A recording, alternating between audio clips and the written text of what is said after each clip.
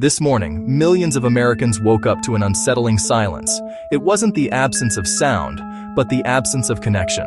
Across the country, phones that are usually buzzing displayed a single, ominous message: SOS. The familiar signal bars had vanished, replaced by a signifier of emergency. For many, the day began not with news feeds or morning texts, but with sudden and jarring digital isolation. This wasn't a minor glitch.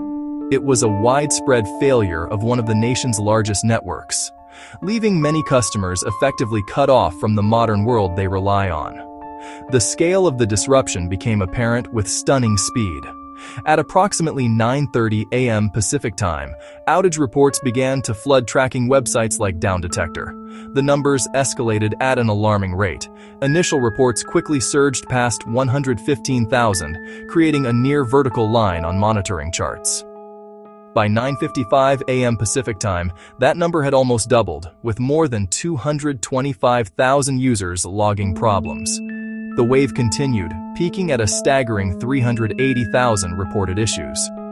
This rapid cascade indicated a systemic event rather than a localized problem. For most users, the SOS symbol was a completely new and confusing sight.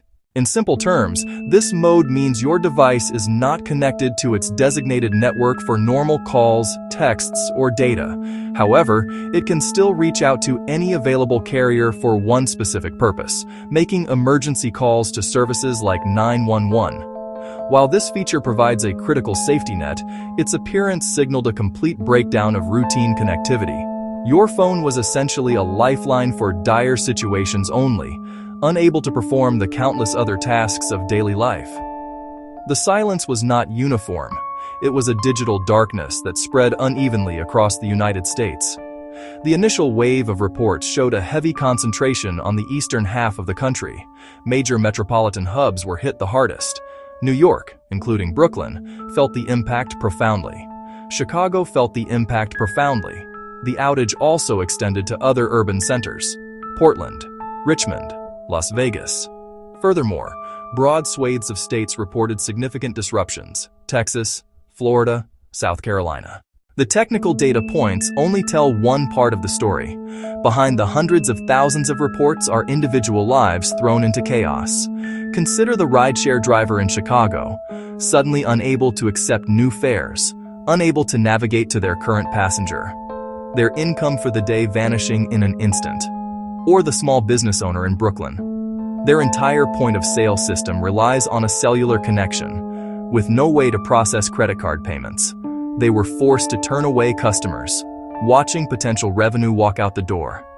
In a hospital in Houston, a doctor on call might not have received a critical page about a patient in distress, creating dangerous delays in care. A parent trying to coordinate a school pickup for their child found themselves unable to communicate, leading to moments of panic and confusion. As customers grappled with the communication blackout, all eyes turned to Verizon for answers. The company broke its silence through official channels, issuing a statement that was both reassuring and frustratingly vague. "We are aware of an issue impacting wireless voice data services for some customers," the statement read. "Our engineers are engaged and are working to identify and solve the issue quickly. We understand how important reliable connectivity is and apologize for the inconvenience.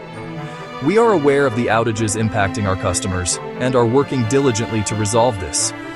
Thank you for your patience." For seasoned observers and longtime customers, this event carried a troubling sense of déjà vu. The network had experienced a similar, though perhaps less widespread, significant outage in October 2024. Seeing another massive failure just over a year later suggests a potential pattern of vulnerability. Interestingly, not all users under the Verizon umbrella were affected. Customers of Verizon MVNOs, such as Visible, appeared to maintain service. This suggests the failure may have been within Verizon's core network systems rather than a catastrophic tower hardware issue. In the immediate aftermath, individuals can take simple but effective steps to mitigate the impact of such an outage.